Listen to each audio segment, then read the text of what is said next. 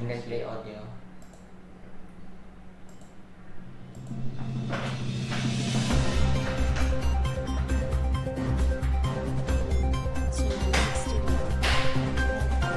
Good morning, Philippines. Good morning, world. Today is Thursday of December 2020.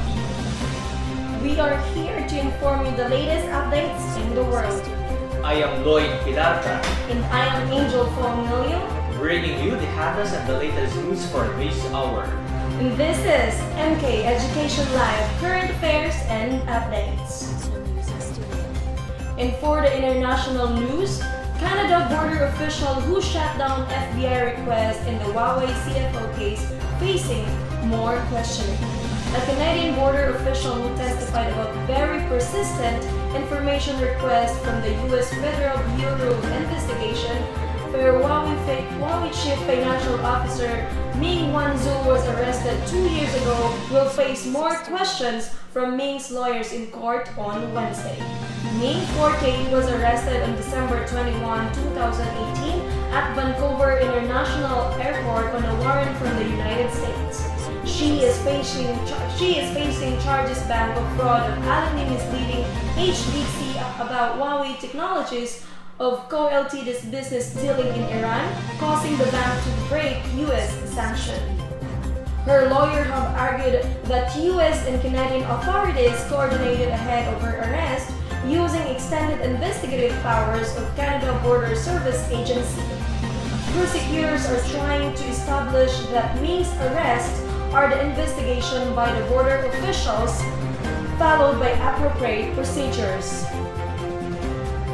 And for the international news, Trump's faults were saved rolls on despite devastating Supreme Court rebuke. The only questions now are happy many more times President Donald Trump wants to lose the election to President-elect Joe Biden and whether his Republican acolytes on Capitol Hill will make up and recognize reality. Trump's dangerous delusions about a stolen election represent the most over attempt in modern history by a president tried to overthrow the will of the voters. But they have reached the point of no return after the conservative majority Supreme Court largely crushed what remaining hallucinatory hopes Trump harbored of reversing his defeat. The court's devastating first response to the post-election phrase sent a clear signal that the top bench disdains frivolous and long-shot cases already witheringly rejected by lower courts. The denial of Pennsylvania Republicans' request to block the certification of their state's results, for which there were no noted dissents, was a humiliating repudiation of Trump's fundamental misunderstanding that 3 justices that he installed in the court would swing him a disputed election. It also showed that evidence-free conspiracy theories might thrill the president's base and his media propagandists, but they don't cut it in court. Quote unquote, "The jig is up. The President of the United States has no other resource," said Laura Coates, a former federal prosecutor and CNN's senior legal analyst. Biden's spokesperson, Mike Gwynn, said, "This election is over. Joe Biden won and he will be sworn in as president in January."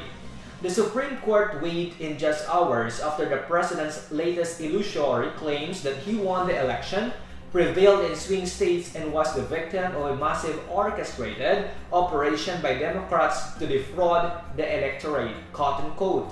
Hopefully, the next administration will be the Trump's administration, because you can steal hundreds of thousands of voters, the president said, spooling off multiple lies on Tuesday about the election results.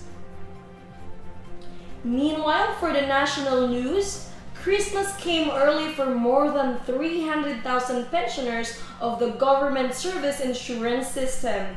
The GSIS said it released on Wednesday the Christmas cash gift around 318,000 old age pensioners who include from GSIS members who have retired from the government service as well as pensioners with disabilities.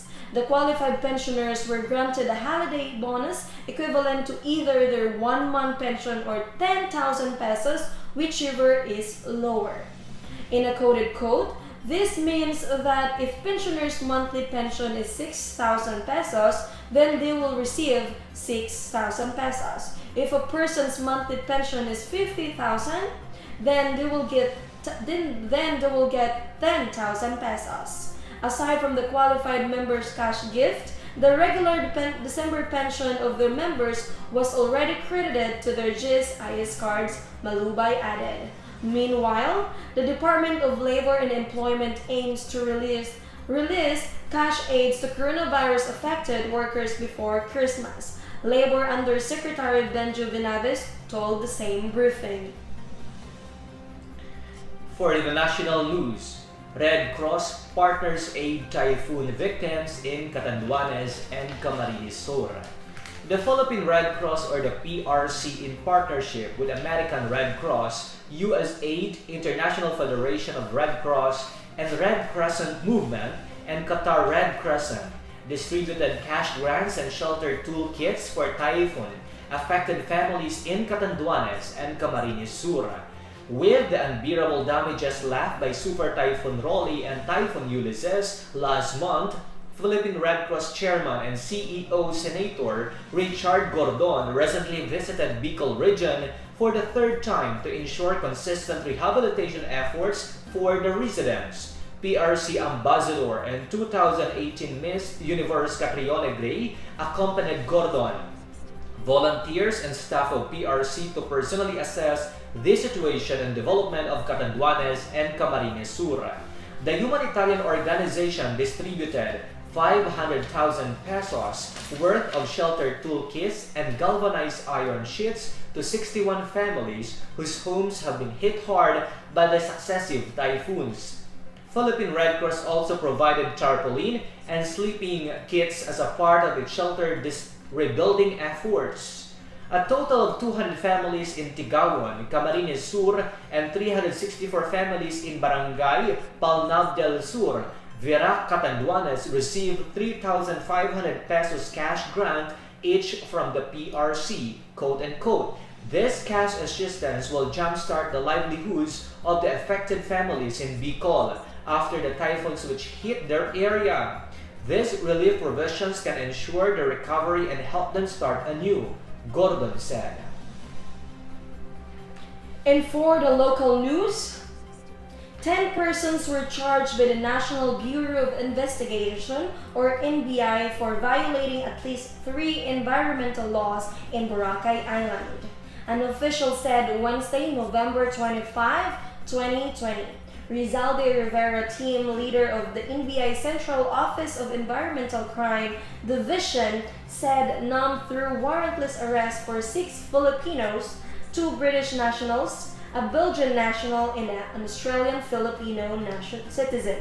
8 of these suspects were arrested at Mount Luho in Boracay, while 2 in Dinilid.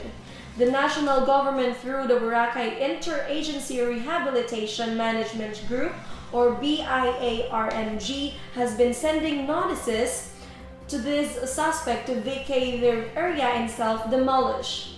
Has been sending notices to their suspect, but they are not compliant. We had no choices but to arrest them and charge them at the Clan Provincial Prosecutor's Office, Rivera said. The NBI filed charges for ALIC violation for the Forestry Code, Water Code, and the 25+5 easement ordinance of the local government against the suspect. Earlier in November, a resort owner who owned 2 resorts in Boracay was also arrested in similar crackdown campaign to rehabilitate the island from further environmental degradation. And for the local news, Iloilo Capital opens slots for 125 scholars. The Iloilo provincial government is again opening its scholarship program to poor but deserving first-year college students for school year 2020 to 2021 in the province. Governor Arthur Defensor Jr. said 25 recipients will be chosen from each congressional district, totaling 225 scholars. Quote-unquote, "We will again recruit scholars. They must be poor but deserving of the assistance," Defensor said. The Escolar Sang Iloilo program or ISIP is open to economically challenged but deserving senior high school graduates and a bona fide resident of the province of Iloilo. Recipient should be belong to a families with an annual income of not more than 150,000 pesos. He or she must have a general weighted average of at least 90 as indicated in the Form 138 senior high school card and must be enrolled to a 4 or 5-year baccalaureate degree in any state university college located with the province of Iloilo. A weighted average grade of 2.5 or no grade lower than 3.5 in any of the subjects should be maintained. Under the program, scholars are entitled to the following monthly stipend of 3,500 peso, learning resource assistance of 3,000 pesos per semester, and 2,500 pesos thesis and research assistance for graduating students. Those graduating with Latin honors will also receive cash assistance, 7,000 pesos for summa cum laude, 5,000 pesos for magna cum laude, and 3,000 pesos for cum laude. All graduating scholars will receive a 1,000 pesos. Applicants are required to submit the following documents properly filled with ISIP application form with 2x2 recent photo, Form 138 senior high school card, certificate of no existing scholarship issued by the state, college, or university where enrolled, copy of the latest income tax return or certificate of indigency issued by the Municipal Social Welfare and Development Office or MSWDO, certificate of residency, picture of house, inside view, outside front, and outside back, and vicinity sketch of the applicant's residence. Use landmarks from the municipal town proper. Application forms are electronically available and downloadable online from the Human IPG Facebook page, Balita Halin sa Kapitolyo Facebook page, and IPG website iloilo.gov.ph. Application form should be emailed to escolarsaniloilo.ipg@gmail.com or could be submitted to the HRMDO, 3rd floor, Iloilo Provincial Capital and Office of the Student Affairs, UPV, WVSU, ISATU, ISCOF, MIPSC. And for the sports news, Kings eye early end to Philippine Cup titles series. Well rested, having the edge in manpower, and definitely driven to go home to their families. The Barangay Ginebra Gin Kings take on a short-handed TNT crew with a chance to close out a PBA Philippine Cup title series. Many said was going the full 7-game route in just 5, while writing the end into a historic 45 seasons that just 3 months ago was more uncertain than when a vaccine for COVID-19 would come out. Up 3-1, taking all the momentum, they need going to Wednesday in Games 5 at Angeles University Foundation. The Kings are heavily favored to the end of Tropang Gigas agony as TNT is expected to play a 4th straight game without Bobby Ray Parks Jr. and a first in this series without franchise player Jason Castro because of leg injuries. Ginebra coach Team Cone, though, who knows fairly well that they can take the Tropang Giga for granted. In a coded code, TNT is going to come out with a wounded Tigers, Cone said. On the eye of Eve, and it could be his 23rd title in the 35 finals appearances that would extend his record as the winningest coach this league has ever seen. It's an organization with a lot of pride, so closing out of this series will be incredibly difficult. We'll need to earn it. They'll certainly won't give us to us, he added. And for the sports news, Marion Rivera, CJ Cancino are kings of Philippine sports Twitter in 2020. A pair of UAAP stars were the most talked about athletes on Twitter this past year ahead of the NBA champions Los Angeles Lakers. University of the Philippines standout Marion Rivera and UP transferee CJ Cancino were first and second respectively. as the most tweeted about sports accounts in the Philippines this year. Rivera has topped the list since 2017, while Cancino made headlines this year with his highly publicized exit from the University of Santo Tomas and subsequent transfer to UP. Quote unquote, "I am just thankful that all these years that they are supporting me online, be in sports or entertainment," said Rivera. "I am just blessed to have been given a platform where I can use my voice to inspire and entertain a lot of people." This exchange from August, when Rivera openly recruited Cancino to UP, was heavily talked about by UAAP fans and made it to the trending topics for the day. Cancino said that making it to the top 5 is an honor, especially as an emerged ahead of NBA teams. According to Twitter, there were 2 billion tweets globally about sports in 2020, even though the COVID-19 pandemic forced the postponement of outright cancellation of several events. Aside from Rivera and Cancino, the Lakers, the Miami Heat, and the Golden State Warriors were the other most tweeted sports accounts in the Philippines in the past year. And for the health news, swapping beans for red meat can lower your heart disease risky by 14%. There's more evidence that swapping out a juicy steak for a plant-based meal can benefit your health. A new study trusted source based on 30 years of observation has reconfirmed that replacing red meat with plant-based protein can help your heart healthy. The study, published by the BMJ, showed that replacing red meat with high-quality plant food like beans, nuts, or soy may associated with modestly reduced risk of coronary heart disease. The study also suggests that replacing total red meat consumption with whole grains and dairy products and processed red meat with eggs may also reduce this risk. In a quoted quote, "There have been a lot of studies that have gone away from the red meat diet, focusing more on plant-based diet," said Dr. Anjali Dutta, a cardiologist with New York Presbyterian Medical Group, Queens. "There has been an emphasis on a Mediterranean diet, which is a high emphasis on nut, less on carbohydrates," she said. While the study focused on men in the United States, it's likely these findings will hold true for women as well. On the findings on other studies trusted source. Although this isn't new research, as we've long heard about plant-based and Mediterranean diets for years, the study does not provide new insights. And for the health news, 10 more COVID-19 suspects die in the Quezon province. Health authorities in Quezon province recorded 10 more deaths related to the coronavirus disease, COVID-19, on Wednesday.